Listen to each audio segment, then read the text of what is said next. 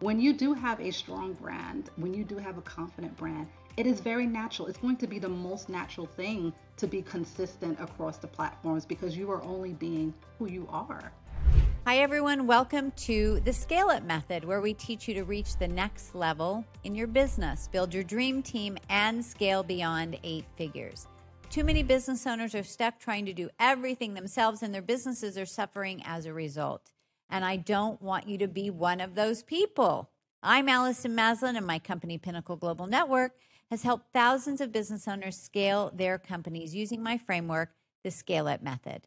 Now, all business owners face similar challenges when it comes to growth. So on this podcast, we're delivering the tactics you need to finally reach that next level in your business, build your dream team, and scale beyond 8 figures. So today I'm talking to Marietta Gentles Crawford, a personal brand strategist, writer, public speaker, learning and development coach. Now, she has worked with Fortune 500 companies like Macy's, JP Morgan, Pfizer, and she's contributed articles to major publications like Thrive Global, the Huffington Post, and The Muse. And I wanted to bring Marietta on the show because she is incredibly knowledgeable in building a strong brand and how to leverage social media to strengthen it. So having a powerful and consistent brand is vital for scaling any company because you want your target demographic to view you in a specific way. So by investing time into building your brand, you are ensuring that your company is sending out the right message. We're going to dive into all of that. So welcome to the show, Marietta. Thank you for being here. Hi, Allison. Thank you for having me. Yeah. So branding. I think that it is a confusing concept. It's a hot topic right now. It's a buzzword, sometimes misunderstood. You do personal branding for LinkedIn through your company, MGC Inc. What does someone's personal brand actually mean or consist of? That's really a great question because, like you said, it can be confusing when people think about that term personal branding. They feel like it's something that's external, they have to create it, they have to create a persona or be someone that they're not. And one of the things I like to stress when it comes to elevating your personal brand is that the definition is about what are your strengths? What makes you this unique human being that when people talk about you, when people think about you, they immediately say, this person is XYZ, this person is humorous, caring, right?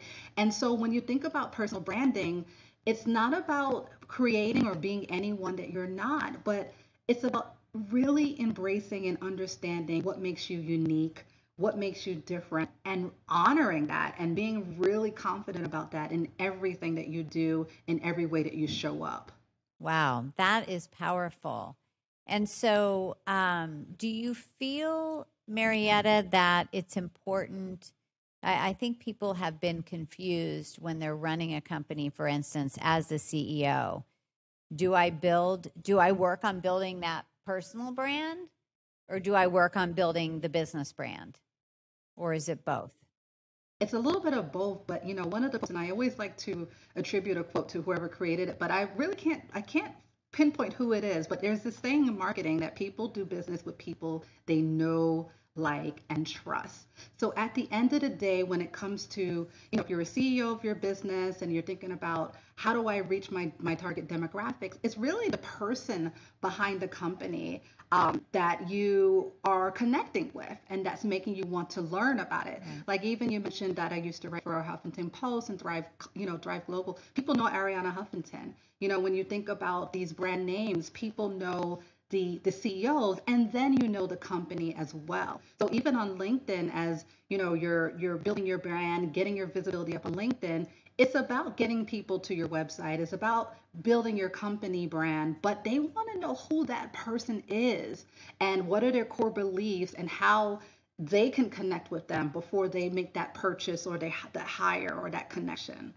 It's so important. And I really struggled with this for years, actually, Marietta, because, I built a pretty strong personal brand. That's really what I led with. But then there was confusion on, well, what is she actually, we don't know what her business is, And so we probably about 5 years ago started putting more still doing the personal brand. Obviously, I'm here doing the podcast, but really work on building, the essence of the company brand as well. So it is interesting because I think you do need to toggle between both.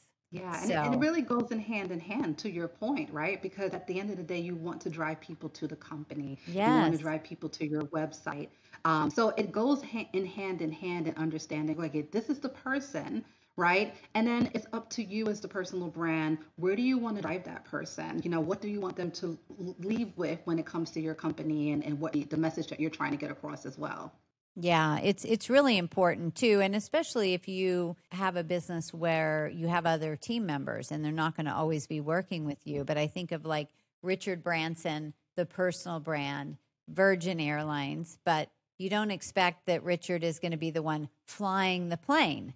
He's just his own brand, which also, mirrors the essence of what Virgin stands for. What is the piece of advice you would give to a CEO or a company leader that is struggling to build a strong brand? Where would you start? I would start by removing the noise, right? Removing the noise of what you think you should be. Because information is wonderful, right? We're here giving information. But I think, especially as you get to that CEO level, that 6-figure, 7-figure level, where you're building this business, you're going beyond just starting out. There can be this area in your career where you're kind of figuring yourself out again, right? It's not the same way as when you were just starting, but it's like you gather all this information, you gather all this experience, you gather, what you should be doing and what's the best time to wake up and what's the best way to grow your company and marketing tools and all of these great bells and whistles. But I think ultimately being aware of what makes you tick, what drives you, what is your vision for how your company is growing and how you feel about it is going to be the foundation, because we can get carried away in building and growing, and then you lose sight of why you even started. So I would say to that CEO, remove the noise, right? And take that time to say, what feels good right now? Is what I'm doing doesn't feel good, or am I doing it because I think I should be doing it, right? And often when we quiet that noise, I find that the Mm-hmm. answer is there, and sometimes it doesn't look like what you thought it was going to be, but it's actually exactly what you need to do to move forward. I think that's a great question too, removing the noise and coming back to yourself. And it's been challenging for me even over the years too, especially with social media. And so I'd love to talk about that, because I remember with when the reels first came out, some members on our team were like, Allison, you've got to do the dancing. You've got to get up there. You got to dance. And I did a couple of those. And Marietta, I was just like, I love to dance, but it really has nothing to do with like where I feel my gifts are of, sharing and helping business owners to grow and scale their business. It's fun and all that. But I was like, guys, I feel like a complete phony out here doing this. I cannot do this anymore. So, I love that you mentioned that, Allison, because that is exactly what I'm talking about as far as like removing the noise and what feels good. Because mhm. even for me, like LinkedIn is something that I'm an advocate of. I literally the foundation of my business was built on LinkedIn. The foundation of my writing portfolio that allows me to be on Forbes and Business Insider was built on this platform like over 10 years ago, and it was this thing that people didn't quite know what to do with it at that point. And as it has Mhm. evolved, there are all these different things that people are doing and trends, and I am just like you. I'm like, listen, I it's no offense to anyone who finds joy in that, because there are people who do like to dance, but I said for me, I don't want to point at things. I don't want to dance. I am like, I am an expert. I am yeah. Why are we pointing? Why are we lip syncing? We want to, I don't. It doesn't feel good, right? So going back to that question from your previous question, like what Uh-huh. feels good, and I find that it's about like what is the best way that you connect with people, and if it's writing, it's writing. If it's videos, it's videos, Mhm. and if it's not dancing, it's okay. And another perfect example of that is just like maybe was it last year that Clubhouse was like the thing to do, like and everybody was like Clubhouse is it. Yeah. And I just refused to even try. Now, to be fair, I was not able to do it because I'm a Droid person, and so I know it was like only for anyone who had, the Apple or so forth. So I couldn't do it anyway. But for me, the thought of like even just giving my phone number and doing that, and the big hype turned me off. And I said, you know what? I'm okay with LinkedIn. I'm okay. It works for me.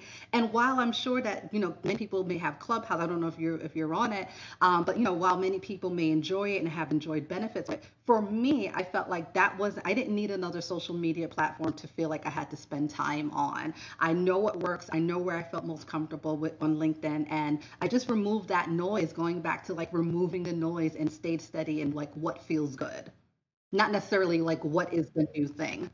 Yeah, I think it's sometimes people feel like they're missing out. They're missing out, so they need to get over there. And it's interesting. I was talking to a gentleman in my business coaching space, and he has a similar demographic that we do. We work with a lot of 7 and 8 figure CEOs that want to scale. And he said, all the years that people were jumping to Instagram and in different places, he said, I stayed on Facebook because I know our demographic of this 40 to even 60-year-old, 65, they're still on Facebook. They might be on some of these others, but they're still there. And of course, LinkedIn. And so he's just done very well in really having that single focus. So what are some branding strategies that you use to leverage social media? Can you just share some of your tips? Yeah, the first thing is really about, it's a quote from Dale Carnegie, leadership Dale Carnegie, that I love, where he Yes. says, to be interesting, be interested, right? And so when we think about personal branding and we talk about this theme, a lot of people will say it's because I want to promote myself, right? I want to show everyone how amazing that I am. I want to bring them to my business. And what's missing sometimes in being successful and connecting with the target audience is that we're not taking that time to be interested in what our folks want to know or what they want to hear versus what we want to share about ourselves or our companies. So I find that one of the best things is just really taking the time to listen and listen to what people are saying as far as who I want to connect with, and also watch what kind of content they're engaging in.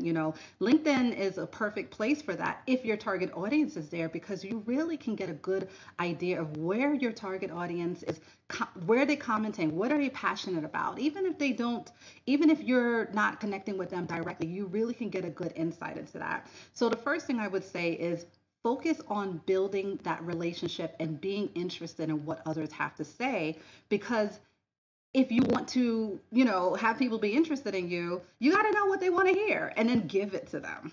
Yeah, that's so, I mean, you wouldn't walk into a networking event and just start talking about yourself, Right. right? But You people would get to know do. people. You get to know. And Yeah. then that's why sometimes people will get turned off, right? Because then you're sending a private message and you're going straight to the point where you're saying, hey, here's my program. I have this mastermind. This is what my company is offering. But you haven't taken the time to build that relationship, to let them get a little bit of an idea of who you are, to have a little bit of a back and forth engagement that will make that interaction better if you're just not another person in someone's inbox.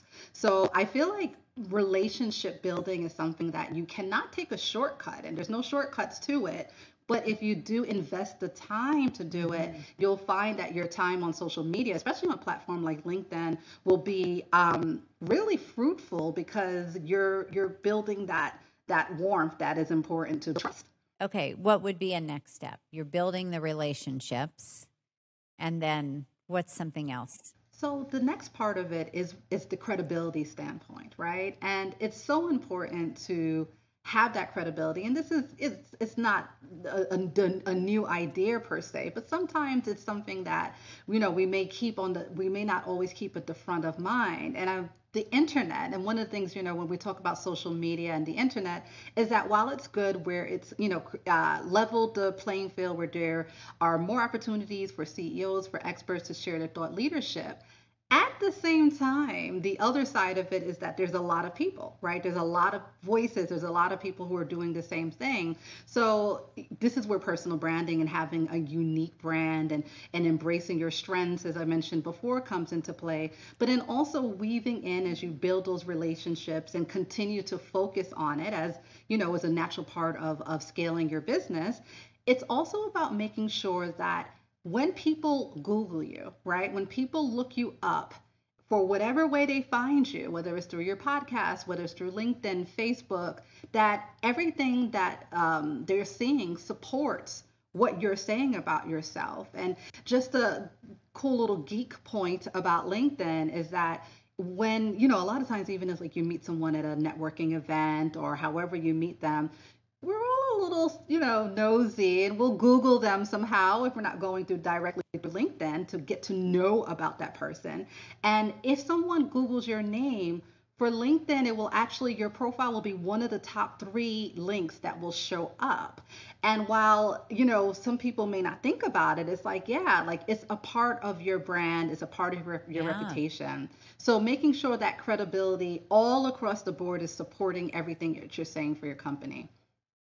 Yeah, you know what? That's so true. And I've noticed that lately when I've Googled and seen the LinkedIn profile coming up. And I started saying to myself, when's the last time I updated that thing? Because things change and you got to stay on top of it. Right. And that's the yeah, and I mean, sorry, but like that's exactly what you're saying is my point. Like regardless of the platform, it doesn't even have to be LinkedIn. If it's Facebook and that's the main way that people are finding you, whatever way that people are finding you, making sure that it's supporting, your latest work, your latest efforts, your latest podcast interview, your latest article that you were featured in, your reference to your company, making sure that all supports the vision. It's important because people want to see a consistent brand as well. Such great advice. So let's talk about the danger of having an inconsistent brand. What does that mean to have a brand that's not cohesive? You go on Instagram, it's one person. You go on LinkedIn, it's another. You look at the website, it's another. How do you identify and then correct these inconsistencies? The danger of that, to your point, is losing trust, right? When we talk about business, people do business with people they know, like, and trust.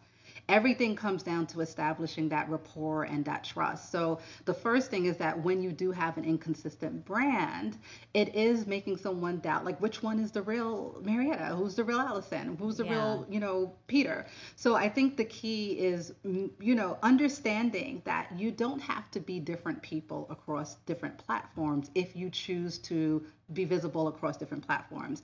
And the reason why I say that is because the perfect example is like someone may feel like on Instagram, I have clients who who are on Instagram and maybe trying to leverage LinkedIn more, and they feel like on LinkedIn they have to use a different photo, right? They have to present themselves a little bit differently because it's quote unquote LinkedIn versus Instagram or Facebook.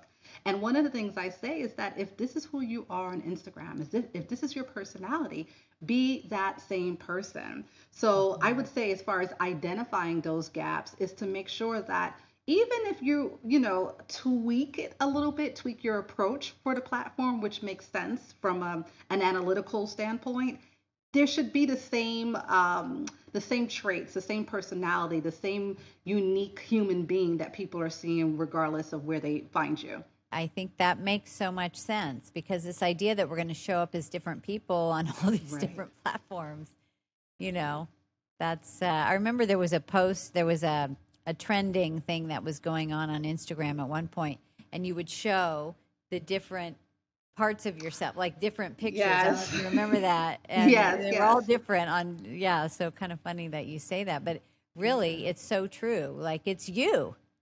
It's you. And so kind of shifting a little bit. So in a recent interview, you talked about the process of writing your book, From 9 to Thrive. And you mentioned it was difficult to open up. So we're talking about building that brand, right? So it was difficult to open up about some experiences you weren't proud of, but you felt that it was necessary for you to be honest in order to rebuild or build your brand. Can you talk about why that level of honesty and authenticity is necessary or important for building a cohesive personal brand. Yeah, it's funny because it's important to show that we are personal branding does not mean perfection, right? And it's important to show that sometimes when people see you at one stage of your career, there's different iterations that you had to go through to be that person. And that example that I shared, it was, in my career working within the government organization before I had my business full time. And it was just a matter of like, losing my cool. I'll spare the full story, but I lost my cool. And as someone who's talking always about like, presenting yourself in a way that elevates your reputation, I was that person who lost my cool. And, within a situation where I was working too hard, and I just felt like I wasn't being supported and it didn't come out the right way. And the reason why I share that story is because no matter what stage you are, even in your business, you may think like, okay, I'm supposed to get this lesson by now. And sometimes we don't get that lessons, and it's there to show us like, okay, if I did have a breakdown or if I did burn out, what am I doing that's causing it that way? And in the situation that I shared was that I wasn't asking for help. I wasn't asking for support. So I felt like it's important to show these lessons because it will allow someone to look at a certain experience that they had and said, and say to themselves, why did I react that way? That I wasn't proud of, and know that it's a part of the process. And then the second reason why I feel like it's important to be authentic is that in this world, especially in social media and in business, there is this illusion that everything is just always linear, right? Scaling your business to 8 figures is linear, and there are steps that goes to it, and learning stages that you go through it. And I think it's important, especially for those who are figuring themselves out or stuck, like your example is, to know that it's not always there. So for myself, I like to show that, I don't always have it figured out.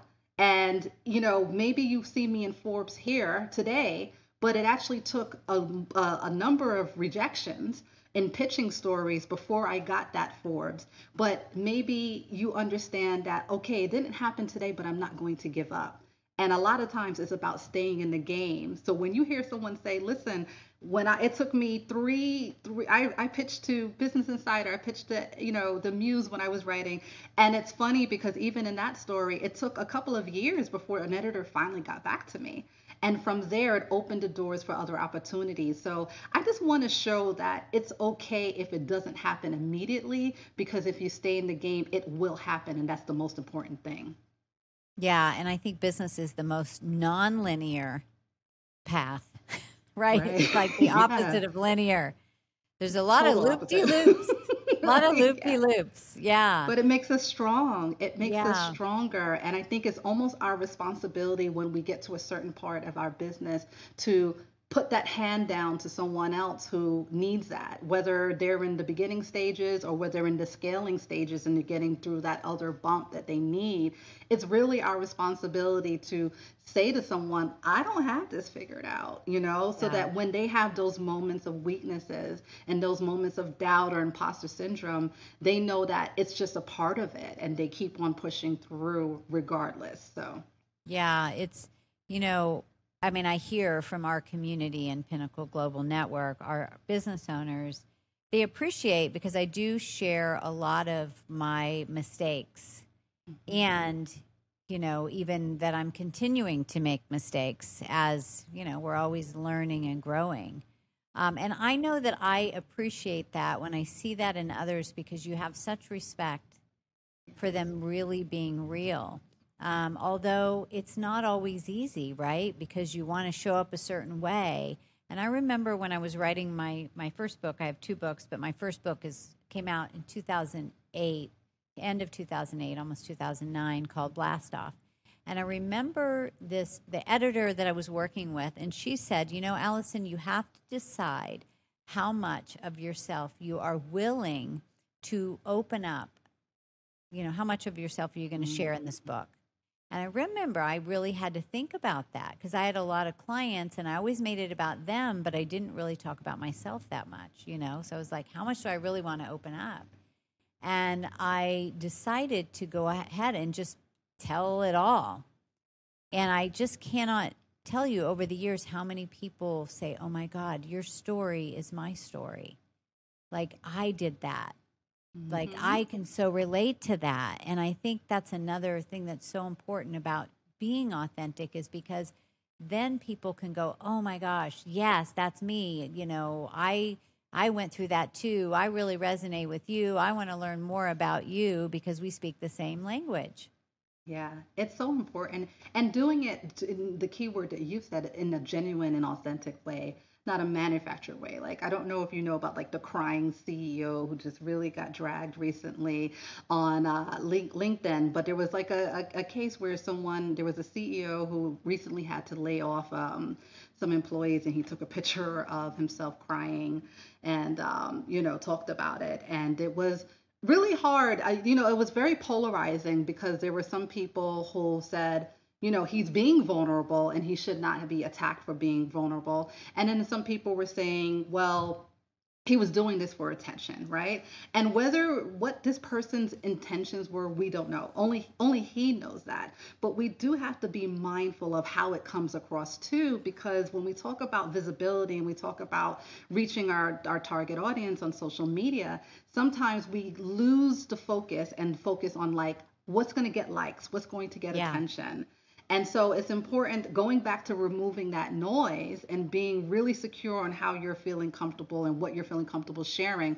Remembering that whatever you do, it has to be from a place of, okay, what's the lesson that I want to share that will help somebody else, not necessarily how is it going to help me look a certain way, because then people see through that as well. I agree. And then also too, just this idea that there's no way you're going to please everybody. And, I just try not to read the comments sometimes because, I mean, sometimes not so much on LinkedIn necessarily, but on some other platforms, you just cannot believe what people say, it Yeah, can be outright yeah, mean. yeah, very, So and very. yeah, you can't hang your self-esteem on comments from social media. That's for sure. For Um, sure. what are some of the things that businesses do get wrong about leveraging social media to build their brand? Honestly, I not to sound like a broken record, but I would say they don't realize the importance of that relationship building. Okay. Because it's I think what I see sometimes is just a matter of like putting out content, putting out, getting seen, what am I doing? This is my program, this is my, whatever, this is my company, this is my services. And I really think that what in this stage of what I'm seeing on the internet is that what they're getting wrong is that maybe you need to step back from what worked especially now in this climate where the buying beliefs are different. Different stages of what is it going to take for someone to move to that next level of comfort. Maybe what worked in 2019 is not going to work now. So I think sometimes what happens is that businesses are in that, you have to, I'll use the word pivot or Yeah. adjust, but sometimes still not thinking outside the box of like, okay, what really is my ideal client thinking right now?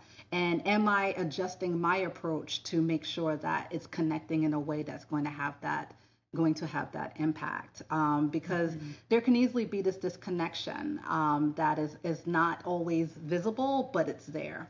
Yeah, that makes so much sense. Now, a lot of times people think that your brand only matters when advertising yourself in more of a professional sense. But you said also that the personal branding is what people say about you when you're not in the room, Right. which is interesting. It's like what you kind of leave behind. Why is it important to align your brand with who you are as a person? Mm. And is it important to maintain the brand even in your personal life? Oh, yeah. Do I we love this carry that question. through? Yeah. Yeah, I love this question, Allison, because it makes me think of when I first really started studying personal branding through someone. His name is William Aruda. He's like the personal branding guru. He's worked with corporations, small businesses, and individuals and companies. And one of the things when I started diving into really understanding it is that when you pick apart someone's brand, there's two pieces, right? There is the rational piece of it and the emotional piece of it, right? There's these two parts of your attributes, brand attributes. And the rational part is what is expected, that fundamental that gets you into the door. So as a CEO, you're going to be a good leader, right? You're going to be driven. There's these core attributes, personality, these traits that are going to be what is expected for someone who was even in this journey as an entrepreneur, where Yeah. we are a special bunch, right? And Yeah. then you have the emotional attributes. And that's really what connects people. And that's where it's the personality that, to your point, is not only who you are as a business person, but it's who you are as a person outside of your business as an individual. So a lot of times people will focus on the rational attributes, but it doesn't set you apart from other people. It's really the other parts, that emotional part. Are you is there something about you that's very inspiring? Is it your humor? Is it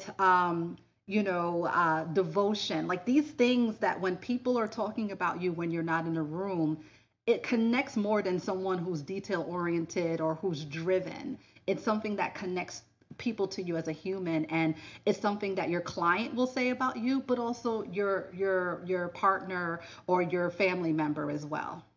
Yeah, it's right. How much it extends beyond you and what other people are saying or feeling about Right. you, And right? feeling. And that's why, even going back to what we said before, who being consistent across different platforms, when you do have a strong brand, when you do have a confident brand, it is very natural. It's going to be the most natural thing to be consistent across the platforms because you are only being who you are. And so when it comes to the CEO or a company leader's role in building the brand, is there value in having the leader? And I think that's kind of what we just said, actually, but having the leader embody the same brand as the company, which is interesting. So if you think about it, like, I mean, you are going to be who you are, right? You, in your personal Right. life and in your business, although you might present a different way. I don't know. You're going to be maybe a little bit more serious, Right. or certain things that you would not say necessarily in front of your team that you might say in front of your friends. Right. But is there value in having that cohesiveness between the two? Yeah, I personally believe it is. And for each individual company, maybe there's a little bit more that you can show versus a little bit more you cannot show.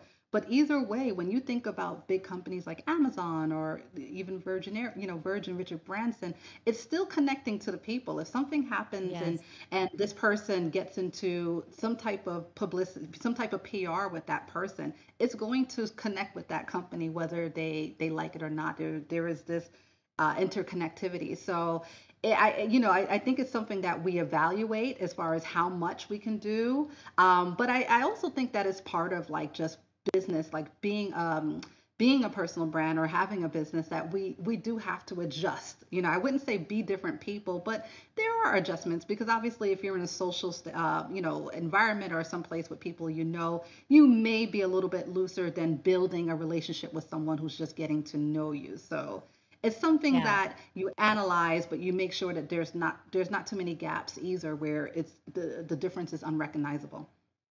Yeah. It's so interesting too, Marietta, because I find over the years that the more real I can be, the more customers we attract. Right now, we have a big team. We have 24 mentors on our team that work with our clients. So I'm not working directly with the clients anymore, but I lead events and so forth. I remember one time a woman said to me, "I knew I wanted to work with you when I saw you trip on stage." It's like, what? you know, Wow. this woman is real. She's a klutz, I can relate to her, So it's like it's still bringing those qualities, those even maybe quirky qualities about you too, I think, Oh, probably absolutely. into the business world. Now, how can a strong company brand attract partnerships, opportunities for expansion? I would say, always having that clear, making people know what those opportunities are, right? So a lot of times once you build that relationship, making it clear, like how can you follow? How can you learn more? So even if, let's say, for example, you're posting as yourself as a personal brand, then what is that call to action? Sometimes what you can do is incorporate ways that, hey, follow our company page, right? So you can still, this is actually an example for LinkedIn, but let's say you're posting as your personal brand, your personal page, showing those opportunities to now build that relationship on a business level or partner. Follow my page for more information, or here, reach out to me. I mean, it doesn't have to be something that feels like a separate action. It's all a part of that same action that you're doing. But one of the things I always strongly recommend is just having that clear call to action in every post. So if a company's looking to get new partners, attract new partners, maybe it's dedicating certain activities that's going to be specifically about how there's that benefit, and saying, and what is the call to action? Maybe it's reach out to me, send me an email, send me a message, but just making it clear how that person who is interested can make that next step forward. And you'd be surprised. So I have a client who her industry is a little bit more unique, and she was mentioning that like her target audience aren't necessarily ones who are very vocal on social media, so maybe they're a little bit more of the lurkers. And she was saying, well, how do I track them or get them to engage or to take that next step with me if they're not necessarily the ones that are commenting or reaching out in that way? And I said, uh, directing them to send you a message is an easy way, and to really start that conversation or get it going, or to exchange and get more information. Yeah, that's such good advice. What's the ultimate goal? Where do you want them to take that next step? And Yeah. so, and instead of having them have to guess and figure it out. So, Right. speaking of, how can people connect with you and learn more about what you have Oh, to offer? well, surprise, I've been talking about it, but my main platform is LinkedIn. So Yes, if someone yes. wants to connect with me, I'm under Marietta Gentles Crawford on LinkedIn. And then also my home base is my website, which is marybrandsforyou.com. I'm sure they'll be here in the notes as well, so I'll spare the Yes. spelling of it. But it's really, I enjoy meeting new people. I enjoy showing people what LinkedIn can look like, and also just connecting with people as well. So I would say marybrandsforyou.com, and on LinkedIn as well. Yes, awesome. It will be in the show notes, but it's just so you know, it's MARI Yes, brandsforyou.com. for you. Awesome. And Yeah. yeah, thank you. And if anyone reaches out, please let me know that you found me on Allison's awesome podcast, because I always love knowing that and just getting an idea of like what stood out the most and what connected the most as far as what we discussed. Yeah, I love it. Well, as we wrap up here, Marietta, is there anything that you want to share with our listeners today that we have not covered? That's a great question. And I would say it's okay if you are still figuring it out, and if you need to take a pause. And I would just add to your listeners that, even just to play off of a little bit what we mentioned before, sometimes it's the things that you don't overthink that is the way that you're going to connect and to grow. And sometimes it's the most raw, natural thing that feels good that's going to give the highest return. So I would say to lean into that, lean into your energy, and know that with that action and with that step and that intention, things do fall into a place that just feels good. And it can also be lucrative as well. That's such great advice, right? Not like focusing on the things that are so hard and then it's something that's naturally you. I love Yeah, that. yeah, So thank you yeah. so Keep it much, simple. Marietta, for being here with us today on the Scale It Method podcast. And so, Thank you for and having me. yeah, absolutely. It's been very, very inspiring and I learned a lot. So thank you for being here. Thanks for listening to another episode of the Scale Up Method, and a quick reminder about our free masterclass. And if you want to build a scalable company that can thrive without you and you're ready to get the support you need to do it, sign up for our masterclass today. And during our time together, I'm going to teach you the 5 critical phases you've got to know in order to scale to 8 figures and beyond. So head over to scalemasterclass.com/podcast to secure your seat. And I will see you there. Until next time on the Scale It Method, Bye, everybody.